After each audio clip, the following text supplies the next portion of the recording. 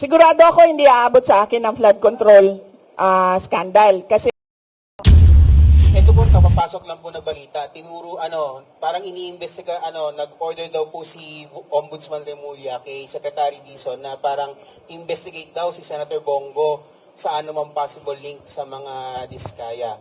So, ma'am, of course, Bongo is one of the allies of your father, the former president. Ano man sabi niyo dito sa parang saka do you think, ma'am, ituturo po ba ang mga kalaban sa politika sa ongoing na ICI investigation?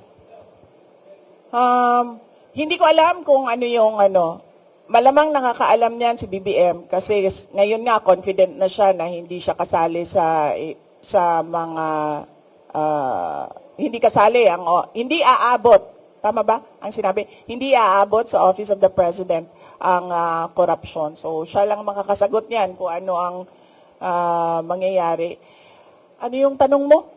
Yeah, of Sorry? course, baka ituro lahat ng mga kalaban sa politika sa ongoing na investigation ng ICI. Do you think po mangyayari po ba na baka mapunta rin sa inyo yung sise or mapunta rin sa inyo yung ituturo or whatever dun sa investigation? Aabot sa akin yung flood control project. Kasi kung hindi aabot sa kay BBM, baka kayo naman pong ituro, ma'am, ng mga sinasabing witness. Sigurado ako hindi aabot sa akin ang flood control scandal. Kasi unang-una, wala namang flood control projects sa OVP or sa Department of Education. At makakasabi naman talaga ang mga contractors and even si Secretary Bunuan, wala talaga akong at all project dyan sa DPWH. In fact, hindi nga nila masabi ngayon na may insertions ang Vice President kasi wala talaga.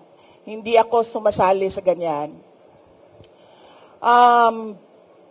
Kung aabot ba sa akin, sa tingin ko aabot siya kasi kaalyado kami. Sa tingin ko ililink nila, sa tingin ko susubukan nila na paabutin sa akin dahil sa kaalyado ni dating Pangulong Rodrigo Duterte, si Senator Bongo.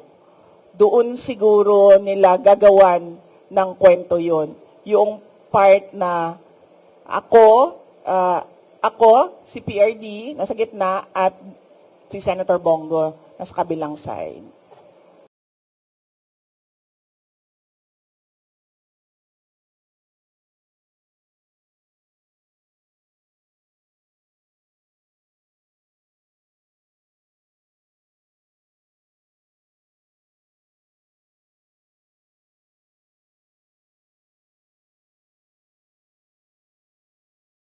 I am not a Filipino for nothing. I did what I had to do. And whether you believe it or not, I did it for my country.